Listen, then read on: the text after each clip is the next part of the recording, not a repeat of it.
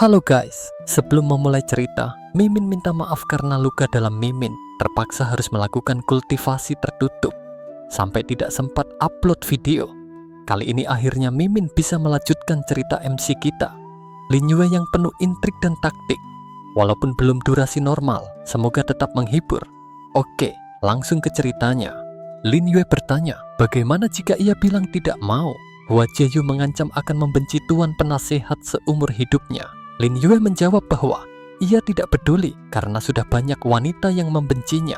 Ia kemudian menyuruh Yang Mu untuk pergi mengambil barang mereka, dan Yang Mu pun menurut. Hua Jieyu berkata jika tuan penasehat mau mencoba bertarung dengannya, ia akan setuju dengan permintaan Lin Yue sebelumnya. Lin Yue berpura-pura sudah lupa dengan permintaan waktu itu. Hua Jieyu pun mengingatkan bahwa ia akan menemaninya tidur. Mendengar itu, duta peringkat hitam menyebut Hua Jieyu tidak tahu malu. Lin Yue berkata bahwa ia bisa bertarung dengan Hua Jieyu, tapi setelah ia menyelesaikan urusannya di sana. Tepat saat itu, Yang Mu kembali dan melaporkan bahwa pihak kasino mengatakan mereka hanya menang 100.000 mutiara Reiki. He Jing mengonfirmasi. Dengan jujur ia berkata hanya menerima taruhan mereka sebesar 11.000. Lin Yue bertanya apakah He Jing sedang bercanda dengannya. He Jing memanggil para pengawal dan menantang apakah mereka ingin membuat kekacauan di kasino pahlawan pedang. Melihat situasi itu, Hua Jieyu berkata sepertinya tuan penasehat ada urusan, jadi ia pamit dulu. Dalam benaknya, ia berpikir bahwa mereka seharusnya bisa menguji kehebatan Lin Yue. Namun saat ia akan pergi, sebuah kekuatan batin Taiksu dilancarkan. Lin Yue bertanya, jika Hua Jieyu bilang ingin bertarung menguji kekuatannya, kenapa ia malah pergi? Hua Jieyu terkejut dan membatin bahwa itu adalah serangan batin. Ia tidak menyangka Lin Yue memiliki serangan batin yang lebih kuat darinya, yang berasal dari sekte kekaisaran batin. Akhirnya, Hua Jieyu berkata baik, ia akan tetap di sana. He Jing berkata bahwa sekte kekaisaran pedang bukanlah orang yang tidak tahu aturan. Ia menjelaskan bahwa taruhan 11.000 akan mendapatkan 990.000. Dan karena Lin Yue adalah tamu, ia akan memberikan 1.000 tambahan agar menjadi 100.000. Ia mempersilakan Lin Yue untuk menghitungnya baik-baik. Lin Yue tidak menggubrisnya, ia malah menyuruh He Jing untuk memanggil kakak seperguruannya, Xiao Wushuang, karena dialah pemilik sesungguhnya tempat itu. He Jing meremehkan Lin Yue, berkata bahwa Lin Yue tidak pantas sampai mengundangnya keluar. Lin Yue lalu berteriak, menyuruh Xiao Wushuang untuk cepat keluar jika tidak ingin orangnya mati. Xiao Wushuang pun muncul. Ia berkata bahwa tuan penasihat Lin memang pemberani sekali sampai berani membuat kekacauan di sekte kekaisaran pedang. Lin Yue balas berkata bahwa Xiao Wushuang juga cukup pemberani karena berani memakan uangnya. Xiao Wushuang bertanya apakah ada bukti. Para bawahan He Jing membatin bahwa pertunjukan menarik akan segera dimulai, sementara yang lain merasa Lin Yue hanyalah seorang kampungan. Xiao Wushuang kemudian melesatkan serangan, namun dengan cepat ditangkis oleh Yang Kai. Xiao Wushuang mendengus dan bertanya siapa sebenarnya orang itu. Dalam benaknya, ia terkejut karena lawannya memiliki teknik pedang yang seimbang dengan gurunya. Lin Yue berkata bahwa karena masalah sudah sampai tahap ini, lebih baik Yang Kai langsung memperkenalkan dirinya saja. Yang Kai mengumumkan namanya, pendekar nomor 1, sekte kekaisaran pedang. Xiao Wushuang terperanjat dan bertanya apa benar itu adalah dia. Yang Kai melanjutkan bahwa julukan itu sudah berlalu. Sekarang ia adalah bawahan tuan penasehat dari sekte kekaisaran kecapi dan juga merupakan anggota hukum dari sekte Didiao. Para bawahan He Jing menjadi gempar, menyadari bahwa dia adalah Yang Kai yang legendaris. Xiao Wushuang menyapa Yang Kai sebagai paman Yang dan menyayangkan ia bergabung dengan sekte kecil yang tak terkenal. Ia bertanya pada Lin Yue apakah ia ingin bertindak kasar di sana, namun dalam hatinya ia tahu bahwa ia masih tidak mungkin bisa mengalahkan Yang Kai sekarang. Lin Yue menjawab tidak. Ia adalah orang yang menaati aturan. Ia akan memberikan bukti pada Xiao Wushuang dan ia yakin He Jing akan berkata jujur. Lin Yue kemudian tambah mencekik leher He Jing semakin keras. He Jing hanya bisa mengerang kesakitan. Xiao Wushuang berteriak pada Lin Yue, mengingatkannya bahwa ia sedang berada di wilayah sekte Kekaisaran Pedang dan pasti tahu akibatnya jika membuat kekacauan di sana. Di tempat lain, Yu Xiaoxiao berpikir bahwa Mo Lian Yunyi begitu penakut. Tidak mungkin dialah yang menolongnya malam itu. Ia mulai curiga jangan-jangan orang itu adalah tuan penasihat Lin. Gadis pelayan Yu mengajaknya untuk pergi melihat dan bibi Yu menyetujuinya. Sementara itu, Mo Lian Yunyi yang melihat banyak pendekar pedang berkumpul juga penasaran. Ia menduga ini pasti ulah tuan penasihat Lin dan memutuskan untuk pergi melihat. Kembali ke kasino, Lin Yue bertanya pada He Jing berapa sebenarnya taruhan yang ia pasang, menyuruhnya berpikir baik-baik baru menjawab. He Jing hanya bisa meminta untuk dilepaskan. Lin Yue berbisik bahwa ia tahu He Jing pernah meniduri Xiao Wushuang. He Jing terkejut. Dalam benaknya ia bingung. Jika ia jujur, kakak seperguruannya pasti akan marah, tapi mungkin tidak akan membunuhnya. Tapi kalau sampai kakaknya tahu, atau bahkan hanya curiga ia meniduri istrinya, ia pasti akan mampus. Lin Yue kemudian meninju perut He Jing. Lin Yue mengancam, jika tidak ingin mati, He Jing harus cepat menjawab pertanyaannya. He Jing menjawab baik-baik. Dalam benaknya ia mengeluh, ini hanya berakting. Kenapa Lin Yue memukulnya begitu kuat? Akhirnya, He Jing berteriak bahwa tuan penasihat bertaruh sebesar 1 triliun mutiara Reiki. Lin Yue berkata bagus. Lin Yue lalu menendang muka He Jing. Lin Yue bertanya pada kerumunan apakah mereka sudah mendengarkannya. Xiao Wushuang berteriak pada Lin Yue, mengingatkannya bahwa ia sedang berada di wilayah sekte Kekaisaran Pedang dan pasti tahu akibatnya jika membuat kekacauan di sana. Ia juga bertanya, apakah Lin Yue tahu kondisi di luar saat beberapa pendekar pedang sedang terbang di udara, menaiki pedang mereka. Di tengah kerumunan, bibi Yu menjelaskan pada Yu Xiaoxiao bahwa tuan penasihat Lin bertaruh 1 triliun, tapi pihak kasino tidak mengakuinya dan sekarang masalah akan menjadi lebih besar karena Xiao Wushuang sudah ada di sana. Lin Yue kembali bertanya pada Xiao Wushuang, apalagi yang ingin ia katakan. Xiao Wushuang membatin bahwa ia harus membayar 9 triliun lagi.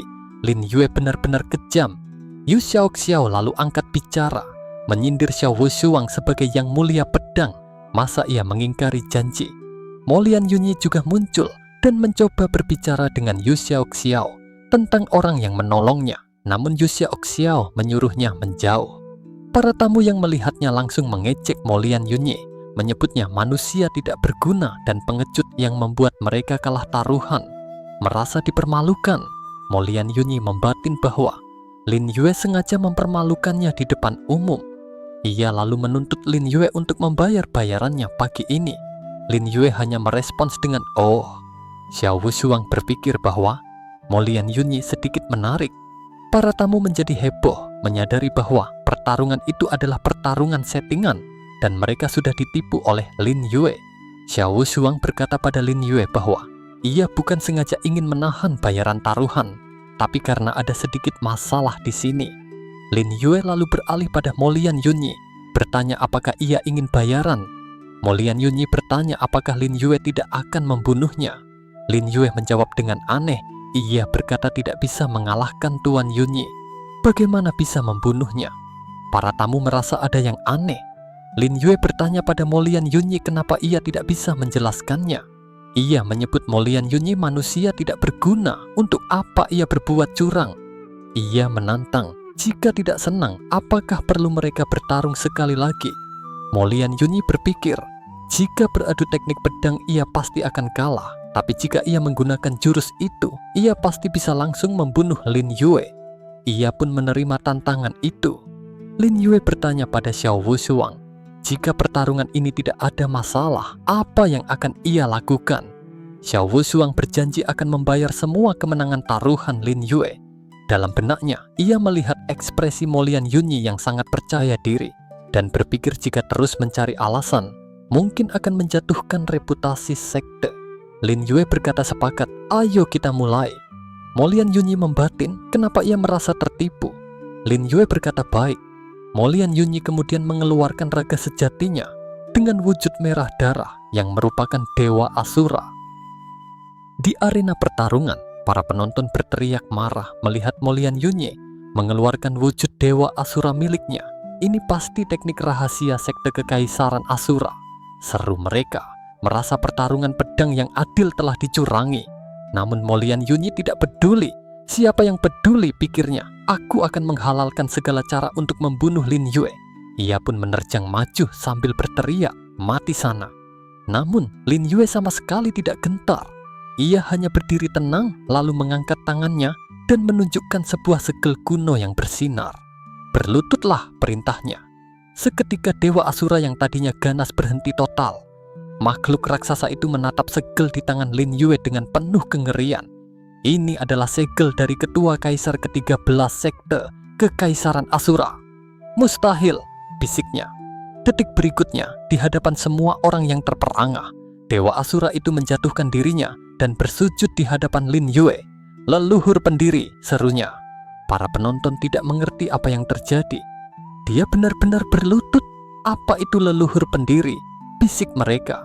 Lin Yue menatap Dewa Asura yang tunduk dan berkata, "Yang mengganggu leluhur pendiri, kamu seharusnya tahu apa yang dilakukan, kan?" Dewa Asura itu mengangguk. "Baik, aku akan membunuh semua orang yang mengganggu leluhur pendiri." Makhluk itu pun mengamuk, berbalik menyerang Molian Yunye dan para pengawal kasino yang telah memprovokasi pertarungan. Pertunjukan yang mengerikan itu berakhir dengan cepat. Molian Yunye terbaring sekarat, dikalahkan oleh jurusnya sendiri. Benar-benar memalukan sekali, komentar para penonton. Setelah kekacauan usai, Lin Yue menoleh pada Xiao Wushuang dengan tatapan menagih. "Ayo, bayar!" Tepat saat Xiao Wushuang ragu-ragu, sesosok pria berwibawa muncul di arena. Dia adalah Li Chen, sang tetua pedang dan guru dari Xiao Wushuang. "Hanya 100 triliun reiki mutiara, kami tentu saja sanggup membayarnya," kata Li Chen dengan tenang. Ia lalu menatap Yang Kai dengan tatapan yang dalam. "Adik seperguruan, lama tidak berjumpa. Akhirnya kamu pulang juga." Yang Kai membalas sapaan itu dengan dingin. "Aku datang mengambil benda yang seharusnya menjadi milikku." Suasana kembali menegang. Li Chen mencibir, "Milikmu? Kamu hanyalah anak buangan sekte Kekaisaran Pedang saja." Namun sebelum ia sempat bertindak lebih jauh, Lin Yue maju. "Yang Kai adalah orangku, kamu jangan macam-macam." Li Chen yang tidak suka diancam, langsung melancarkan serangan pedang ke arah Lin Yue. Namun Lin Yue dengan mudah menahannya. Sadar bahwa lawannya bukanlah orang sembarangan, Li Chen mengubah taktiknya. "Haha, Tuan Penasehat memang pemberani," katanya sambil tertawa, lalu memerintahkan agar uang taruhan segera dibayarkan. Setelah menerima uang kemenangannya, Lin Yue dan sekutunya berkumpul. Yang Kai tampak merenung, merasa jarak kekuatannya dengan Li Chen masih sangat jauh. Lin Yue menenangkannya. "Jangan panik. Setelah mendapatkan warisan Kaisar Pedang di Jurang Pedang, kamu sudah bisa mengalahkannya," katanya. Ia lalu mengungkapkan rencananya, yaitu menggunakan aturan konferensi untuk membiarkan Yang Kai menggantikannya bertarung di babak final besok. Lawannya adalah Hua Jieyu, dan Lin Yue punya rencana khusus untuk wanita licik itu. Lian Yin yang mendengar itu bertanya, "Oh, kamu ada rencana apa?" Lin Yue hanya tersenyum misterius. "Aku coba pikir-pikir dulu." Duta Peringkat Hitam berkata bahwa Hua Jieyu adalah wanita yang bisa menghalalkan segala cara untuk mencapai tujuannya. Ia tidak ingin mengampuninya begitu saja. Lin Yue pun bertanya apa rencana yang dimiliki Duta Peringkat Hitam, yang dijawabnya bahwa ia akan memikirkannya terlebih dahulu. Kemudian di geraha penyambutan tamu, Lin Yue yang sedang berbicara menanyakan apakah ini rencana Duta Peringkat Hitam. Duta Peringkat Hitam mengiyakan. Ia merasa selain mesum, Lin Yue juga hebat di sisi lain. Karena itu, ia hanya perlu menjaganya agar Hua Jieyu tidak mendapat kesempatan. Lin Yue mengingatkan bahwa mereka berdua berada di satu kamar pada tengah malam dan bertanya apakah Duta Peringkat Hitam tidak takut Hua Jieyu akan menyebarkan gosip. Mendengar itu, Duta Peringkat Hitam sedikit terdiam. Ia membatin bahwa Hua Jieyu benar-benar bisa melakukan hal seperti itu. Tidak lama kemudian, terdengar suara dari luar ruangan. Seseorang mengumumkan bahwa Hua Jieyu dari Sekte Kekaisaran Batin ingin berjumpa dengan Tuan Penasehat Lin. Duta peringkat hitam yang berada di kamar Lin Yue menjadi terkejut dan panik. Lin Yue dengan sigap menyuruhnya segera bersembunyi di dasar ranjang. Setelah duta peringkat hitam bersembunyi, Lin Yue mempersilahkan Hua Jieyu masuk. Hua Jieyu bertanya mengapa Lin Yue belum tidur dan apakah sedang menunggunya. Lin Yue balik bertanya mengapa ia harus menunggunya. Seketika Hua Jieyu langsung memeluk Lin Yue. Ia berkata dengan manja agar Lin Yue tidak melihatnya seperti itu, karena ia juga bisa merasa malu. Lin Yue tersenyum dan menjawab, pemandangan seindah ini, masa ia tidak boleh melihatnya? Masih dalam pelukan Lin Yue, Hua Jieyu mempersilahkan jika Tuan Penasihat ingin melihat, tetapi ia kemudian menyinggung masalah pertarungan besok. Lin Yue tersenyum dan berkata bahwa pada malam yang indah ini sebaiknya mereka tidak membahas masalah pertarungan. Hua Jieyu menimpali dengan tenang. Ia yakin Tuan Penasehat pasti akan memberikan jawaban yang memuaskan besok. Tiba-tiba duta peringkat hitam yang sudah tidak tahan mendengar obrolan mereka seketika keluar dari tempat persembunyiannya. Ia berteriak kepada Hua Jieyu untuk menjaga tutur katanya dan menyebutnya wanita tidak tahu malu. Hua Jieyu terkejut melihat duta peringkat hitam ada di sana. Lin Yue pun menimpali, bukankah sudah ia bilang untuk bersembunyi dulu? Duta peringkat hitam dengan marah mengusir Hua Jieyu untuk segera pergi dari sana. Hua Jieyu menatap sinis dan berkata, oh, duta peringkat hitam ingin bersaing dengannya. Ia merasa duta peringkat hitam tidak akan bisa mengalahkannya. Hua Jieyu lalu menantang untuk lomba membuka baju untuk melihat siapa yang lebih cepat. Duta peringkat hitam menjadi sangat marah dan kesal. Ia hanya bisa membalas dengan sebutan tidak tahu malu. Lin Yue kemudian merangkul duta peringkat hitam dan berkata bahwa menurutnya daya tarik duta peringkat hitam berada di atas Nona Hua. Duta peringkat hitam yang terkejut bertanya apa yang ingin dilakukan Lin Yue. Sementara itu Hua Jieyu yang melihat adegan itu hanya bisa terkejut dan kesal. Lin Yue lalu menyuruh Nona Hua untuk kembali saja karena ia tidak tertarik padanya. Ia menegaskan bahwa Hua Jieyu hanyalah orang ketiga di sana. Setelah Hua Jieyu keluar dari kamar, duta peringkat hitam langsung meminta Lin Yue melepaskannya. Ia memarahi Lin Yue sebagai manusia tidak tahu malu dan menyadari bahwa ia baru saja dimanfaatkan untuk mengusir Hua Jieyu. Lin Yue hanya berkata bahwa ia sudah membantunya melampiaskan amarah. Keesokan harinya, pertarungan semifinal pertama diumumkan. Pertarungan itu adalah antara Yu Xiaoxiao dari sekte Kekaisaran Obat melawan Xiao Wushuang dari sekte Kekaisaran Pedang, dan keduanya dipersilakan untuk naik ke arena. Xiao Wushuang yang sudah berada di atas arena mempersilakan Dewi Yu untuk maju. Sementara lawannya, Yu Xiaoxiao dengan pedang di tangannya mengingatkan master pedang untuk lebih berhati-hati. Yu Xiaoxiao mengeluarkan jurusnya, teknik 64 pedang Bagua. Jurus itu bermanifestasi menjadi seperti bentuk loningan yang siap menyerang. Duta peringkat hitam yang menonton berkomentar bahwa ia tidak menyangka Yu Xiaoxiao bisa mengeluarkan teknik 64 pedang Bagua dan menilai ilmu pedangnya cukup tinggi. Lin Yue yang berada di sebelahnya menimpali, hanya saja gerakannya masih kurang kuat. Sementara itu, Xiao Wushuang juga mengeluarkan jurusnya, aura pedang tak berhati.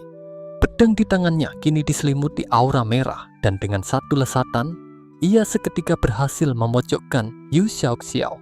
Xiao Wushuang berkata bahwa Yu Xiaoxiao sudah kalah. Yu Xiaoxiao pun mengakui kekalahannya. Dalam benaknya, ia berpikir bahwa Xiao Wushuang sangat kuat, membuatnya sama sekali tidak bisa menyerang dari jarak dekat. Wasit pertandingan kemudian mengumumkan kemenangan untuk Xiao Wushuang dari sekte Kekaisaran Pedang. Pertarungan selanjutnya adalah antara Hua Jieyu dari sekte Kekaisaran Batin melawan Lin Yue dari sekte Kekaisaran Kecapi. Lin Yue seketika menyela jalannya acara. Ia berkata bahwa dirinya luka parah ketika bertarung dengan Mo Lian Yunyi kemarin. Oleh karena itu, Yang Kai akan mewakilinya untuk bertarung hari ini. Mendengar itu, Xiao Wushuang membatin bahwa hal ini sesuai dengan apa yang ia tebak. Sementara Mo Lian Yunyi juga berpikir dalam hati, sialan, akulah yang luka parah, bukan kamu. Di sisi lain, Hua Jieyu menjadi terkejut dan bertanya-tanya mengapa ada pergantian orang. wasit lalu bertanya kepada Lin Yue, apakah ia sudah berpikir dengan matang? Jika mengganti orang, maka peluang untuk berlatih di jurang pedang akan menjadi milik orang yang menggantikannya. Lin Yue menjawab bahwa ia sudah berpikir matang dan meminta pertarungan dimulai. Yang Kai pun naik ke atas panggung pertarungan. Ia menyapa Dewi Hua dan mengajaknya untuk memulai. Nona Hua Jeyu yang menjadi lawannya berkata, "Senior Yang, kamu seharusnya tidak akan bertarung serius denganku, bukan?" Yang Kai menjawab tentu saja tidak, lalu mengajak lawannya untuk mulai. Nona Hua Jeyu segera mengeluarkan teknik pedang laksa bunga, melesatkan sebuah energi berwarna merah muda ke arah Yang Kai. Yang Kai menyiapkan serangan balasan berupa teknik pedang tingkat 5, laksa benda menjadi pedang. Ia melesatkan sebuah serangan balik ke arah Nona Hua, yang segera merespons dengan menciptakan perisai batin Phoenix. Namun, pertahanannya tidak cukup kuat. Ia seketika terhempas hingga terlempar keluar arena. Setelah kemenangan singkat itu, Yang Kai langsung menantang Xiao Wushuang. Merasa ketakutan akan melawan master pedang nomor 1, Xiao Wushuang beralasan bahwa hari ini tubuhnya tidak begitu sehat. Ia meminta pertarungan final diundur keesokan harinya, lalu segera pergi. Melihat Xiao Wushuang yang kabur, para penonton menjadi bingung dan bertanya-tanya, mengapa konferensi teknik pedang yang seharusnya hanya 2 hari malah diundur lagi? Yang Kai mendekati Lin Yue dan bertanya apa yang harus mereka lakukan sekarang. Lin Yue menjawab bahwa ia sudah menebak Xiao Wushuang akan bertindak seperti ini. Ia meminta Yang Kai untuk tidak panik karena semua masih dalam kendalinya, lalu mengajak kembali ke geraha penyambutan. Sementara itu, di pavilion pedang, Xiao Wushuang sedang melapor kepada gurunya, Li Chen. Ia bertanya apa yang harus mereka lakukan sekarang. Li Chen berkata bahwa Yang Kai bukanlah orang yang bisa memiliki begitu banyak taktik. Semua ini pasti ulah dari tuan penasehat Lin Yue. Xiao Wushuang mengusulkan bagaimana jika mereka membunuh Yang Kai saja. Li Chen membentak muridnya bodoh. Ia menjelaskan jika Yang Kai mati, maka Xiao Wushuang akan menjadi orang yang paling dicurigai dan akan mencemari reputasi sekte kekaisaran pedang. Ketika Xiao Wushuang bertanya apa yang harus dilakukan, Li Chen menjawab hanya ada satu cara. Ia akan pergi langsung ke sana malam ini. Pada malam harinya, Lin Yue bertanya kepada Yang Kai, memintanya menebak apa rencana Li Chen dan Xiao Wushuang. Yang Kai menjawab bahwa Li Chen adalah orang yang berhati sempit. Ia pasti akan bertindak malam ini untuk menghancurkan basis kultivasinya. Li Chen memiliki satu teknik pedang bayangan bangau yang bisa merusak akar ilmu seseorang tanpa terlihat jejak dari luar. Duta peringkat hitam berkata, kalau begitu, mereka tidak boleh membiarkan Li Chen berhasil malam ini. Namun, Lin Yue justru menjawab bahwa ia ingin Li Chen berhasil. Ia bertanya apakah Yang Kai percaya padanya. Yang Kai dengan tegas menjawab ya, ia tentu saja percaya dengan ketua. Lin Yue tersenyum dan memberi instruksi. Jika Li Chen datang, Yang Kai harus sengaja terkena serangannya, lalu kembali ke kamar. Ia meyakinkan bahwa Li Chen pasti akan segera tiba. Yang Kai mengangguk patuh. Duta peringkat hitam yang bingung bertanya apa yang sebenarnya ingin dilakukan Lin Yue, karena ia tidak mengerti sama sekali. Lin Yue hanya menyuruhnya tenang dan berkata bahwa nanti ia akan mengetahuinya. Beberapa waktu kemudian, Yang Kai sedang duduk bermeditasi di kamarnya. Tiba-tiba, ia merasakan aura kehadiran seseorang dan membatin, dia benar-benar datang.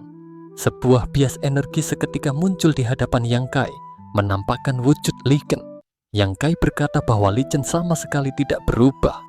Ia bertanya, kamu menggunakan kekuatan Reiki untuk menyelimuti kamar ini, apa yang ingin kamu lakukan? Di dalam kamar yang telah diselimuti kekuatan Reiki, Yang Kai menatap Li Chen. Ia bertanya apa yang ingin dilakukan Li Chen setelah menyelimuti kamar itu dengan kekuatannya, dan menyadari bahwa Li Chen sama sekali tidak berubah.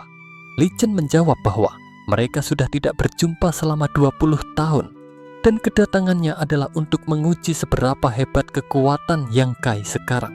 Tanpa basa-basi, Li Chen segera melesatkan sebuah energi cahaya berwarna biru yang seketika menghempaskan Yang Kai ke tembok. Yang Kai berkata bahwa kakaknya itu benar-benar serius karena langsung menyerangnya dengan sekuat tenaga. Sembari bersiap mengarahkan serangan lanjutannya, Li Chen menjelaskan bahwa ia sudah melakukan penyegelan kuat terhadap kamar itu. Jadi tidak akan ada yang tahu apa yang terjadi di sana. Ia meyakinkan Yang Kai untuk tenang, karena ia datang bukan untuk membunuhnya. Ia kemudian melesatkan tekniknya, teknik pedang bayangan bangau, yang langsung menusuk jantung Yang Kai. Li Chen bergumam bahwa kejadian 20 tahun yang lalu terulang kembali, dan itu benar-benar membuatnya bernostalgia. Sembari akan beranjak pergi, Li Chen berkata bahwa ia akan mengendalikan energi pedang bayangan bangau yang ada di dalam tubuh Yang Kai besok. Pilihan untuk mengaku kalah atau mempertaruhkan nyawa untuk tetap bertarung, semua ia serahkan kepada Yang Kai. 15 menit kemudian, setelah Li Chen pergi, Yang Kai akhirnya terlepas dari belenggu kekuatan yang menahannya. Tepat saat itu, Lin Yue masuk ke kamar dan bertanya, apakah Yang Kai terkena serangannya? Yang Kai menjawab bahwa energi pedang bayangan bangau ada di dadanya dan hanya Li Chen yang bisa mengendalikan energi pedang tersebut. Namun, Lin Yue menyalah dan berkata bahwa hal itu belum tentu benar. Sembari menyentuhkan jarinya ke dada Yang Kai, ia menyuruhnya untuk menahan rasa sakit yang akan datang, yang disanggupi oleh Yang Kai. Sebuah energi kekuatan yang sangat dahsyat seketika merasuk ke dalam tubuh Yang Kai, membuatnya langsung muntah darah. Di dalam benaknya, Yang Kai terkejut karena energi pedang bayangan bangau di tubuhnya telah menghilang. Lin Yue kemudian memanggil bawahannya, Yang Mu dan Shuang Tianggang untuk masuk. Ia menyerahkan satu cincin penyimpanan berisi 1 miliar mutiara Reiki dan memberi perintah untuk segera menyebarluaskan kejadian penyerangan terhadap Yang Kai, terutama kepada anggota sekte kekaisaran lainnya. Ia ingin sebelum matahari terbit, semua orang dari sekte kekaisaran pedang mengetahui hal ini. Keduanya menjawab baik dan segera pergi. Setelah mereka pergi, duta peringkat hitam meminta Lin Yue untuk memberitahukan tujuannya sekarang. Lin Yue menjelaskan bahwa ia ingin memperbesar masalah ini. Ia yakin ketua sekte kekaisaran pedang pasti akan ikut campur. Dan pada saat itu, Li Chen beserta muridnya akan merasa sangat terbebani. Mendengar penjelasan itu, Yang Kai dan duta peringkat hitam menjadi terkejut dan akhirnya mengerti rencananya. Lin Yue tersenyum dan menambahkan bahwa pada saatnya nanti, Li Chen mau tidak mau akan menyuruh Xiao Wushuang menggunakan pedang kaisar untuk bertarung, dan saat itulah pedang kaisar akan menjadi miliknya. Tiba-tiba Yu Xiaoxiao datang dan bertanya, apakah benar tuan Yang dari sekte kekaisaran kecapi terluka? Lin Yue menjawab bahwa Dewi Yu memang paling setia dan baik hati, karena pada malam penyerangan pertama, ia adalah orang pertama yang menyerang, dan hari ini juga menjadi orang pertama yang datang berkunjung. Merasa perkataan Lin Yue adalah konfirmasi bahwa penyerang bertopeng pada malam pertarungannya adalah Lin Yue, Yu Xiaoxiao segera memberi hormat. Ia berterima kasih kepada Lin Yue karena telah menyelamatkannya. Jika tidak, ia dan Nona Bai pasti sudah dalam bahaya. Lin Yue membalas bahwa itu hanya masalah kecil. Namun masalah hari ini, di mana sekte kekaisaran pedang bertindak keterlaluan, adalah hal yang berbeda. Tak lama, Xiang Wenglong juga datang dan menyatakan bahwa ia sudah mendengar semuanya dan pasti akan membantu senior yang membalas dendam. Kemudian Tuan Shengsu dan Molian Yunyi juga ikut datang. Tuan Shengsu berkata bahwa sekte kekaisaran pedang sudah terbiasa merajalela, dan ia ingin melihat penjelasan apa yang akan mereka berikan kali ini. 15 menit kemudian, Li Chen dan Xiao Wushuang tiba di kamar Yang Kai. Li Chen menyapa semua orang yang sudah ada di sana. Lin Yue dengan sinis bertanya, kenapa? Apakah ketua pedang datang untuk membunuh Yang Kai demi menghapus jejak? Li Chen menjawab bahwa sebagai penanggung jawab, ia datang untuk memeriksa luka Yang Kai. Ia bertanya, apakah Lin Yue tidak merasakan aura Yang Kai yang sudah melemah? Tuan Shengsu menyela dengan ketus, menyuruh Li Chen untuk tidak bersikap sok baik. Ia menyindir bahwa konferensi teknik pedang ini benar-benar adil, dan ia tidak menyangka sekte kekaisaran pedang bisa sebegitu tidak tahu malunya. Li Chen membela diri, menyatakan bahwa Yang Kai memang terluka oleh pedang, tapi bukan luka dari pedang sekte kekaisaran pedang. Saat suasana memanas, Hua Jieyu dan Tuan Shengsu menyatakan ingin pergi, namun Lin Yue dengan tegas menyela mereka. Ia menyatakan tidak ada seorang pun yang boleh pergi sebelum masalah ini diperiksa dengan jelas. Tuan Shengsu menentang Lin Yue, menyatakan bahwa Tuan Penasihat Lin tidak memiliki kuasa di sana, dan tujuan mereka bukanlah urusan sekte kekaisaran kecapi. Hua Jieyu juga menimpali, bertanya apa hubungan masalah ini dengan mereka. Tuan Shengsu menambahkan, meskipun ia suka melihat keramaian, tindakan Lin Yue sudah keterlaluan. Lin Yue membalas dengan tenang. Ia berkata bahwa ada orang yang menyebut luka yang Kai berasal dari pedang sekte kekaisaran pedang. Oleh karena itu ia mencurigai semua orang. Siapapun yang berani pergi akan ia anggap sebagai pelakunya. Mendengar ancaman itu, Tuan Shengsu dan Hua Jieyu seketika mengeluarkan raga sejati mereka. Tuan Shengsu memperingatkan Lin Yue untuk tidak keterlaluan karena ini bukan lagi ajang konferensi teknik pedang. Hua Jieyu juga menantang, mengira mereka tidak takut padanya. Sebagai balasan, Lin Yue langsung mengeluarkan raga sejatinya yang disebut Yaksha, Dewa Kematian. Dengan satu tebasan dahsyat, raga sejati milik Tuan Shengsu dan Hua Jieyu seketika lenyap. Tebasan itu bahkan membuat rumah tempat mereka berada terbelah dua. Di dalam benak mereka, Tuan Shengsu dan Hua Jieyu sama-sama terkejut dan mengakui kekuatan Lin Yue yang luar biasa. Dengan tatapan tajam, Lin Yue kembali bertanya siapa lagi yang mau pergi. Li Chen, yang sejak tadi mengawasi, membatin bahwa serangan itu sepertinya sudah melampaui hukum Tao. Ia mulai curiga, apakah Lin Yue yang telah menghapus energi pedang bayangan bangau dari tubuh Yang Kai. Lin Yue kemudian menuntut penjelasan dari tetua pedang mengenai masalah Yang Kai. Li Chen menjawab bahwa hal ini berhubungan dengan reputasi sekte kekaisaran pedang dan ia akan memeriksanya lebih teliti. Sebelum pamit, ia mengumumkan bahwa konferensi teknik pedang akan diundur beberapa hari dan baru dilanjutkan setelah pelaku tertangkap. Tuan Shengsu dan Xiang Wenglong pun ikut pergi. Setelah mereka pergi, Lin Yue mendekati Yang Kai yang telah bangkit dari tempat tidurnya. Ia meminta maaf telah membuat Yang Kai menderita dan berjanji akan segera mengobati lukanya. Yu Xiaoxiao yang masih di sana menawarkan bantuan, namun Lin Yue menolaknya. Dengan teknik pengobatan miliknya, Lin Yue mengeluarkan beberapa herbal dan berkata bahwa obat-obatan itu bisa membantu memulihkan kekuatan Reiki Yang Kai. Setelah istirahat 1 malam, kondisinya akan pulih sekitar 70 hingga 80%. Lin Yue lalu menyalurkan energinya dan memberi Yang Kai beberapa pil, menasihatinya untuk makan 3 butir setiap hari agar pulih total dalam 2 hari. Yang Kai pun berterima kasih. Yu Xiaoxiao yang melihatnya menjadi sangat terkejut, tidak menyangka Tuan Penasihat juga begitu mahir dalam teknik pengobatan. Yang Kai kemudian bertanya apa langkah selanjutnya. Lin Yue menjawab untuk menunggu hingga masalah ini menjadi semakin besar, baru mereka akan bertindak.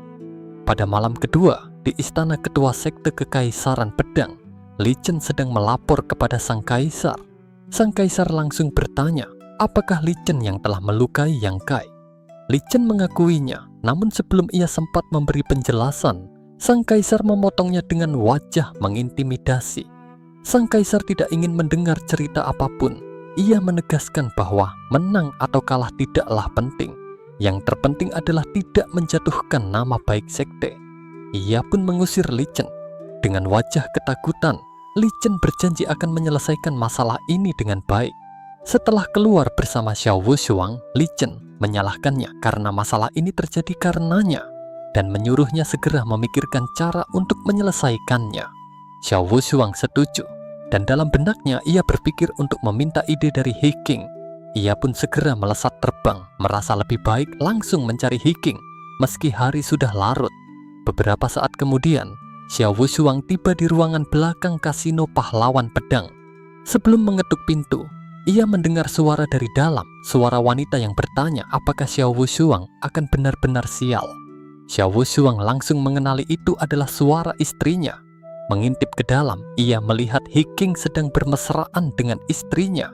He King berkata bahwa Xiao Wushuang sedang dalam dilema Namun ia berharap Xiao Wushuang tetap ikut bertarung dan mati di bawah pedang Yang Kai. Istri Xiao Wushuang menyetujuinya, berkata dengan begitu, ia bisa hidup bahagia bersama He King. Mendengar percakapan itu, Xiao Wushuang menjadi murka. Ia mendobrak pintu dan meneriaki istrinya sebagai wanita jalang. He King dan istri Xiao Wushuang terkejut dan hanya bisa meminta maaf. He King bahkan langsung bersujud memohon ampun. Namun Xiao Wushuang dengan dingin berkata bahwa ia tidak akan membunuh He King karena He King masih berguna baginya. Cerita berpindah ke geraha penyambutan tamu yang baru.